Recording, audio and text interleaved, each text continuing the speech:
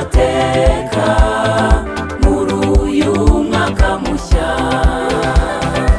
Amateka meza yawe azabera abantu umucyo, kuko wamaze kwakira Yesu niwe uzajya kuyobora. Amateka meza yawe azabera abantu umucyo, kuko wamaze kwakira Yesu niwe uzajya kuyobora.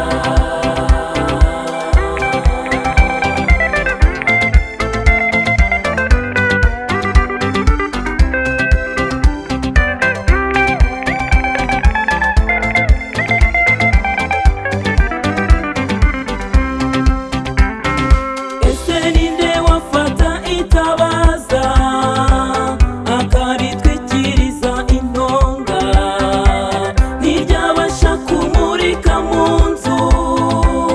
Oya, ntibyashoboka,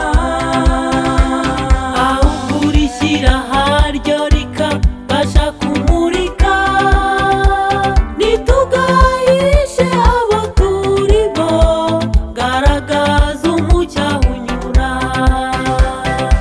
Amateka meza yawe azabera abantu umucyo, kuko wamaze kwakira Yesu niwe uzajya kuyobora. Amateka meza yawe azabera abantu umucyo, kuko wamaze kwakira Yesu niwe uzajya kuyobora.